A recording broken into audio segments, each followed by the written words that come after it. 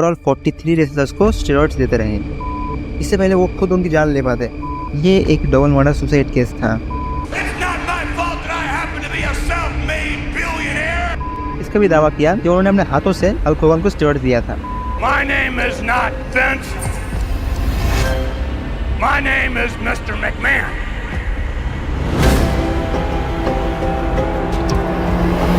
Vincent Kennedy McMahon, जिन्होंने triple H, Ric Flair, the Undertaker, Shawn Michaels and for some reason God को ring में हरा चुके हैं। हमें मजाक नहीं कर रहा है, ये एक्चुअली में हुआ था एक बार। खैर, इनका जन्म 24 अगस्त 1945 को हुआ था। लेकिन क्या आपको पता है कि वो 12 साल की उम्र तक अपने रियल फादर से नहीं मिले थे, क्योंकि उनकी काफी कम उम्र में ही उनके माँ बाप का डिवोर्स हो गया था। नाउ यहाँ पर विंस की लाइफ एक अंधेरी दिशा की तरफ चला जाता है, क्योंकि ऐसा बताया जा रहा है कि विंस के एक स्टेप फादर लियो लुप्टन विंस को बुरी तरह से मारते थे। इतना कि एक बार विंस तो ओपनली अपने डिसअपॉइंटमेंट को जाहिर करते हुए बताया था कि उन्हें दुख है कि उनके स्टेप फादर बहुत जल्दी ही मर गए थे। इससे पहले वो खुद उनकी जान ले पाते हैं। तो आप समझ ही सकते हैं कि हालात कितने बुरे थे। और बाई चांस अगर आपको लगता है कि ये चीजें ऑलरेडी काफी डार्क है, then wait, it actually gets darker. Vince अपने इस पास्ट के बारे में ज्यादा बात करना पसंद नहीं करते। जो भी हो, उसी सेम टाइम पर उनके रियल डैड अपने रेसलिंग बिजनेस को थोड़ा एक्सपेंड कर रहे थे। एंड आफ्टर 12 इयर्स पहली बार अपने रियल डैड से मिलने के बाद विंस रेसलिंग इंडस्ट्री से काफी ज्यादा फैसिनेट हो गए थे। हालांकि उनके डैड ने उनको एक रेसलर बनने से साफ साफ मना कर दिया था, लेकिन उनको क्या पता था कि आगे जाकर विंस ही एक पूरा रेसलिंग एम्पायर खड़ा करेगा। तो स्टार्टिंग में विंस ने अपने डैड की कंपनी में ही एक अनाउंसर बन के काम करना शुरू कर दिया।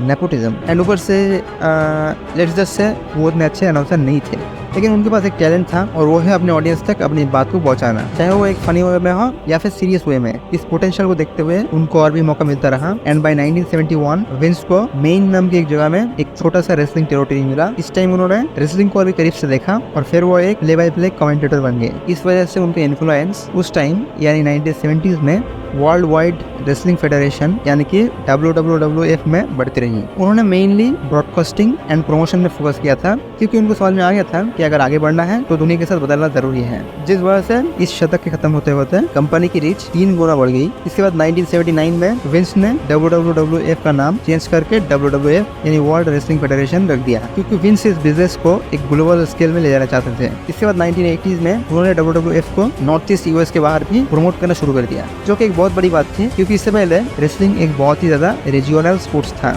लेकिन WWF अब इस चंगुल से बाहर आ चुका था। फिर 1984 में उन्होंने हल्क होगन को हायर किया, और उनके ऊपर ही 1985 में लॉन्च किया रेसलमेनिया 1, जिनका इंस्पिरेशन उन्हें नेशनल फुटबॉल लीग के सुपर बोल से आया था। अब इन दोनों ने रेसलिंग इंडस्ट्री को पूरा बदल दिया। WWF एक नई ऊंचाई को छू रहा था, लेकिन इस दौरान जॉन स्टोसेल नाम के एक इंटरव्यूअर ने रेसलिंग इंडस्ट्री को एक्सपोज करने की कोशिश की, और वो भी छुप छुपा कर नहीं। उसने सीधा WWF के सबसे बड़े सुपरस्टार हल्क होगन से ही पूछ लिया, और वो सवाल ये था कि क्या वो लोग मैच के दौरान खून दिखाने के लिए रिजर्व बुलेट्स का इस्तेमाल करते हैं। अब विंस या होगन दोनों ने ही इस बात पर ज्यादा ध्यान नहीं दिया, वो दोनों बिल्कुल ही शांत रहे। लेकिन डेविड स्कर्ट्स नाम के एक रेसलर को यह बात बिल्कुल भी हजम नहीं हुआ। इन सब के बावजूद रेसलमेनिया 1 बहुत ही ज्यादा सक्सेसफुल साबित हुआ, लेकिन अनफॉर्चुनेटली ये सिर्फ तूफान के पहले की शांति थी। 1986 में एक डिसअपॉइंटिंग रेसलमेनिया 2 के बाद फैंस का दिल वापस से जीतने के लिए 1987 के रेसलमेनिया 3 के मेन इवेंट में विंस ने बुक किया Hulk Hogan versus Andre the giant. अब इस एक मैच ने ही WWF को एक नई ऊंचाई तक पहुंचा दिया। लेकिन वो कहते हैं ना, जो चीज जितनी जल्दी ऊपर जाता है वो उतनी भी जल्दी नीचे भी आता है।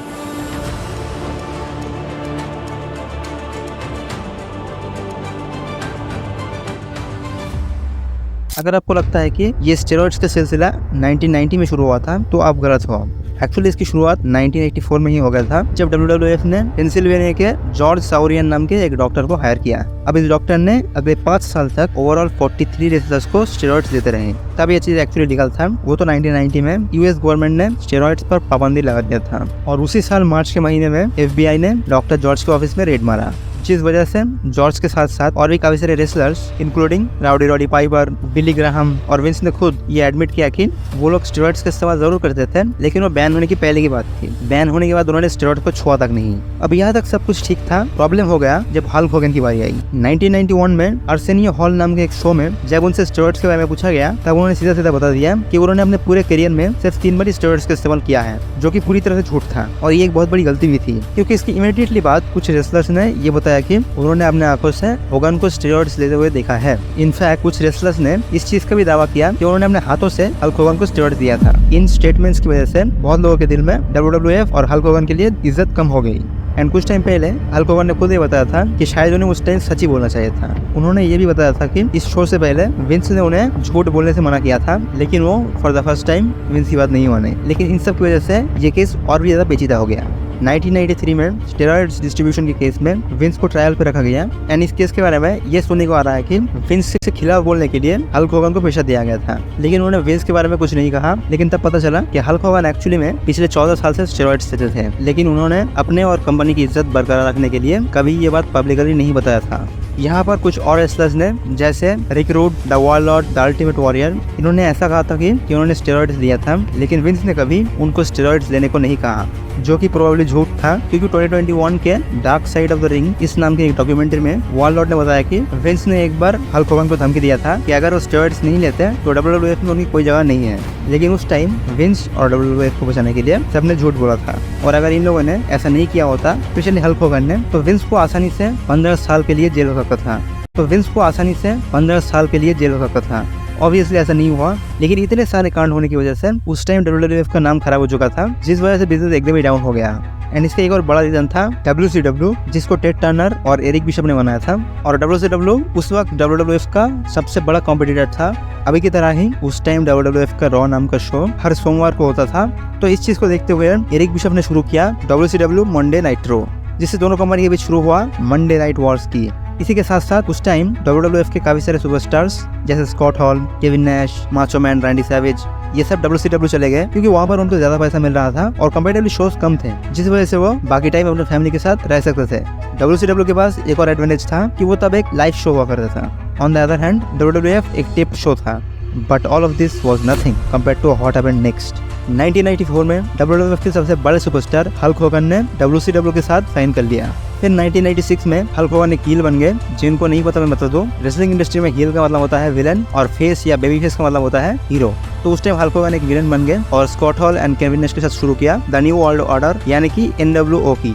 And this was a game changer. जिस हफ्ते NWO बना था उसके अगले हफ्ते ही WCW ने WWF को रेटिंग्स में हरा दिया, और ये सिलसिला अगले 84 वीक्स तक कंटिन्यू रहा।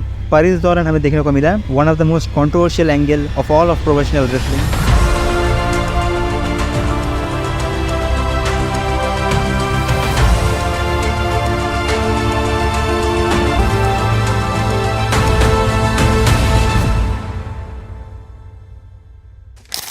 November 1997 को मॉन्ट्रियल स्क्रूजअप हुआ था with personally speaking two of the most greatest in ring performers of all time, Bret Hart and Shawn Michaels. लेकिन इसकी शुरुआत एक्चुअली में अर्ली 90s में ही हो गया था, जब ये दोनों एक्चुअली में दोस्त हुआ करते थे। आई नो यकीन करना थोड़ा मुश्किल है, पर ये सच है। मगर उस टाइम पर Shawn Michaels, triple H, Sean Waltman, Kevin Nash and Scott Hall, इन लोगों का एक ग्रुप हुआ करता था किलिक नाम से, जो लोग मेक श्योर करते थे कि वो लोग हमेशा टॉप पे रहे, और इसके साथ साथ वो लोग बाकी टैलेंट्स को होल्ड बैक करते थे। हालांकि इससे ब्रेट हार्ट को कोई फर्क नहीं पड़ा, क्योंकि टेक्निकली देखा जाए तो उस टाइम पे ब्रेट हार्ट WWF के सबसे बड़े बेबी फेस थे।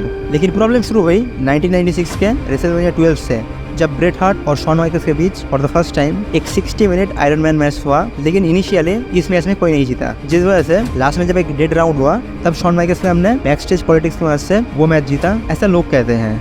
इसके बाद 1996 के एंड तक इन दोनों के बीच की नफरत बढ़ती रही। फिर जब 1997 के रेसलमेनिया 13 में ऐसा प्लान किया गया कि इन दोनों के बीच एक रीमैच होगा और इस बार ब्रेट हार्ट जीत जाएंगे, तब शॉन माइकल्स ने ऐसा बताया कि उनको सीरियस नी इंजरी हो चुका है, जिस वजह से वो अपने टाइटल को ड्रॉप कर देते हैं। मगर तजुब की बात यह है कि रेसलमेनिया 13 के कुछ टाइम बाद ही वो फिर से वापस आ जाते हैं। तो इस चीज को कॉल आउट करते हुए ब्रेट हार्ट ने बताया कि शायद शॉन नाटक कर रहा था ताकि उसको इस मैच का पार्ट ना बनना पड़े। जब शॉन को इस बारे में पता चला तो उसने लाइव टीवी पर ब्रेट हार्ट की बेइज्जती की और ऐसा बताया कि ब्रेट हार्ट का और उस टाइम के रिंग अनाउंसर सनी के बीच अफेयर चल रहा है, जो कि बिल्कुल झूठ था। और इस वजह से ब्रेट हार्ट को बहुत ज्यादा गुस्सा आया और इन दोनों के बीच बैक स्टेज में रियल लड़ाई हो गया। थैंकफुली इसमें कुछ खून खराबा नहीं हुआ, मगर इसके बाद शॉन माइकल्स कुछ टाइम के लिए WWF छोड़ के चले जाना चाहते थे। और फिर आया सर्वाइवर सीरीज 1997। इस पेपर व्यू के बाद ब्रेट हार्ट WCW चले जाने वाले थे, इसलिए विंस मेक श्योर करना चाहते थे कि WWF का चैंपियनशिप WCW ना चला जाए, और इसलिए वो चाहते थे कि इस मैच में ब्रेट हार्ट हार जाए। ब्रेट को भी हारने में कोई दिक्कत नहीं थी, मगर वो शॉन माइकल्स को जीतने देना नहीं चाहते थे, स्पेशली उनके होम टाउन में ही। तो ऐसे में डिसाइड किया गया कि ये मैच एक डबल डिस्क्वालिफिकेशन डिस्क्वालिफिकेशन में खत्म होगा, और एटलीस्ट ब्रेट हार्ट को ऐसा लगा था। मैच के दौरान शॉन माइकल्स ब्रेट हार्ट को उसी के सबमिशन होल्ड शार्प शूटर में लॉक करते हैं, और प्लान ऐसा था कि ब्रेट उस सबमिशन होल्ड से बाहर आ जाएगा और फिर मैच कंटिन्यू होगा। लेकिन शार्प शूटर लगने के कुछ सेकंड बाद ही रेफरी अल हाबनर ने मैच खत्म करने का सिग्नल दे दिया, जबकि ब्रेट हार्ट ने टैप आउट किया ही नहीं था। और बताने की जरूरत नहीं है कि इन सब के पीछे विंस का ही हाथ था, लेकिन हमेशा की तरह इस बार भी विंस ने खुद को विक्टिम के जैसा दिखाया। खैर जो भी हो, इसके 13 साल बाद शॉन माइकल्स ने लाइव टीवी पर ब्रेट हार्ट से माफी मांगी, जिससे इन दोनों के बीच की नफरत फाइनली खत्म हुआ, which was a great moment by the way. पर जो भी हो, इस घटना की वजह से WWF पूरा बदल गया और शुरू हुआ एक नया दौर। This was the beginning of a new era. Attitude era, जो कि देखा जाए तो WWE का सबसे बड़ा बूम पीरियड था। टेक्निकली उसकी शुरुआत मॉन्ट्रियल स्क्रूजॉब से पहले हो गया था, लेकिन तब वो काइंड ऑफ एक एक्सपेरिमेंटल स्टेज में था। मॉन्ट्रियल स्क्रूजॉब के बाद एटीट्यूड एरा का फाउंडेशन एस्टैब्लिश हुआ था, जबकि WWE के हाइडराइटर का मानना है कि इसकी शुरुआत तब हुआ था जब स्टीव ऑस्टिन ने माइक टाइसन को मिडिल फिंगर दिखा दिया। दरअसल एटीट्यूड एरा विंस का लास्ट चांस था WCW को हराने का, क्योंकि इससे पहले काफी टाइम तक वो लोग बुरी तरह से हार रहे थे, और इससे एक बड़ा रीजन था WWF का फैमिली फ्रेंडली होना, जबकि उस टाइम पर WCW और ECW काफी ज्यादा एजी और वायलेंट था, जिससे ऑडियंस उस चीज को ज्यादा प्रेफर करते थे। तो ऐसे में विंस ने डिसाइड किया कि उनको भी अब वायलेंट और एजी होना पड़ेगा, इसलिए उन्होंने शुरू किया एटीट्यूड एरा की। एटीट्यूड एरा की प्रोबब्ली सबसे बिगेस्ट सुपरस्टार थे स्टोन कोल्ड स्टीव ऑस्टिन और द रॉक, और इन दोनों की राइवलरी मेरा पर्सनल फेवरेट है। पर इस दौरान एक और चीज हुआ, काफी सारे WCW सुपरस्टार्स ये लोग WWF चले आए, जैसे Chris Jericho, the Big Show, Eddie Guerrero and Chris Benoit. और जैसे कि मैंने आपको बताया, इस टाइम पर ये शो काफी ज्यादा एजी और वायलेंट हो गया था, और इसके लिए इन लोगों ने TLC मैच, हार्डकोर डिवीजन ये सब चालू किया था, जो नॉर्मल मैचेस से काफी ज्यादा ब्रूटल होता था। फिर 2001 में विंस ने WCW को खरीद लिया, वो भी सिर्फ $5 मिलियन में। और अगर आपको बाई चांस लग रहा है कि $5 मिलियन तो बहुत ज्यादा होता है, तो मैं आपको बता दूं कि शॉन माइकल्स जब सीरियसली इंजर्ड थे, तब 4 साल तक विंस ने उन्हें टोटल $3 मिलियन दिए थे और absolutely doing nothing. That's insane. और ये सिर्फ इसलिए था ताकि शॉन भी हल्क होगन और ब्रेट हार्ट की तरह WCW ना चला जाए। उसी साल ECW भी बैंकरप्ट हो गया, जिसे बाद में उन्होंने 2003 में खरीद लिया था। लेकिन ये सब जो मैंने आपको बताया, ये सिर्फ इसका ब्राइट साइड था। What about the other side of the point? आगे बढ़ने से पहले जिन लोगों को कबीर सिंह और एनिमल बहुत ज्यादा मिसोजिनिस्टिक लगा था, उनको मैं रिकमेंड करूंगा कि इस टाइम में स्किप करो। खैर जो भी हो, लड़कियों के लिए विंस ने डिवा सेक्शन चालू किया था, जिसके मैच टाइम्स देखने के बाद अब सर पकड़ लोगे। और केडी विक की स्टोरी के बारे में बात नहीं करना चाहता, वो हम YouTube पे सर्च कर लेना। That shit is unreal. और ये चीज रूथलेस एग्रेशन एरा में भी कंटिन्यू होता है, with special Edge and Lita. इसको YouTube पे सर्च कर लेना, यू विल बी शॉक्ड। उस दौरान 2002 में वर्ल्ड वाइल्ड लाइफ फंड की वजह से WWF का नाम चेंज करके वर्ल्ड रेसलिंग एंटरटेनमेंट यानी कि WWE रखा गया। इसके अलावा और भी काफी सारे कांड हुए थे, एंड द थिंग इज कि ये सब कुछ सिर्फ और सिर्फ यंग मेल ऑडियंस को अट्रैक्ट करने के लिए था। That's it, there was no other reason for this, but nothing comes close to the tragedy of 23 May 1999। उस दिन एक्चुअली में ब्रेट हार्ट के भाई ओवेन हार्ट और गॉडफादर के बीच एक मैच होने वाला था। इस मैच के लिए ओवेन हार्ट एक ड्रामेटिक एंट्री लेने वाले थे, लेकिन अनफॉर्चुनेटली एक मेल फंक्शन की वजह से वो लगभग 24 मीटर ऊपर से सीधा नीचे गिर गए। हालांकि उनको फौरन पास के हॉस्पिटल में शिफ्ट किया गया, लेकिन इंटरनल ब्लीडिंग की वजह से उनकी वहां पर मौत हो गई। उस टाइम पर वो सिर्फ 34 साल के थे। मौका वारदात पे कमेंटेटर जिम रॉस को इस इंसिडेंट के बारे में दुनिया को बताना पड़ा, but the worst part is कि इसके बाद भी विंस ने शो कंटिन्यू किया। बाद में जब उनसे इस बारे में पूछा गया, तो उन्होंने बताया कि जब ये हादसा हुआ तब चारों तरफ काफी अंधेरा था, जिस वजह से ऑडियंस को कुछ देखा नहीं था, लेकिन अगर उन लोगों ने देखा होता तो वो डेफिनेटली शो को कैंसिल कर देते हैं। और इसी के साथ साथ उन्होंने ये तक कह दिया कि अगर उस दिन ओवेन हार्ट की जगह उनका खुद का बेटा शेन मैकमैन पड़ा होता, तब भी वो शो कंटिन्यू करते। इनफैक्ट अगर वो खुद भी बड़े होते तब भी वो चाहते थे कि शो कंटिन्यू हो। इससे पता चलता है कि for Vince it was always about the business, more like family business.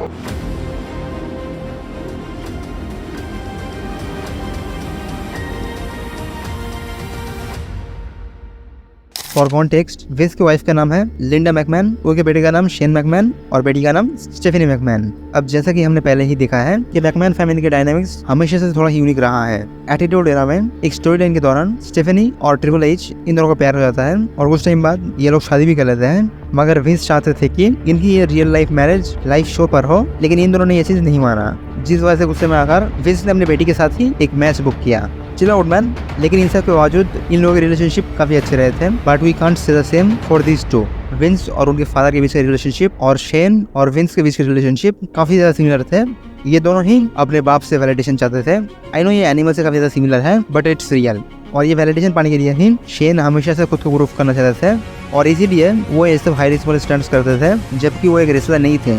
और कहीं ना कहीं उनको ये वैलिडेशन मिल गया रेसलमैनिया 32 में, जब विंस ने उनको गले लगा लिया था। लेकिन वक्त में अगर थोड़ा सा पीछे जाए तो इसी रूथलेस एग्रेशन एरा में हमें देखने को मिला few of the darkest days of wrestling history, the Chris Benoit tragedy. 25 जून 2007 में पुलिस को क्रिस बेनोआ के घर से बेनोआ, उनकी वाइफ नैन्सी और बेटे डैनियल की लाश मिली। विंस और WWE को जब इस बारे में पता चला तब उन्होंने उस दिन का शो कैंसिल करके क्रिस बेनोआ को ट्रिब्यूट दिया, क्योंकि तब भी उनको इस घटना की सच्चाई के बारे में नहीं पता था।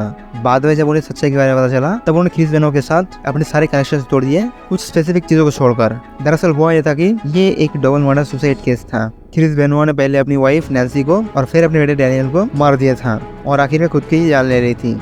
ये न्यूज़ बाहर निकलते ही आग की तरफ फैल गया और ऑब्वियसली इससे WWE भी बदनाम हो गया। न्यूरो साइंटिस्ट और फॉर्मर रेसलर क्रिस्टोफर नोवित्स्की ने बताया कि इसी वजह का कारण हो सकता है एक्सट्रीम केस ऑफ CTR। दरअसल उस टाइम के रेसलर्स एक रेगुलर बेसिस में अपने सर पे TR शॉट्स लेते थे और क्रिस बेनोआ के केस में ये चीज़ स्पेशली हाई था।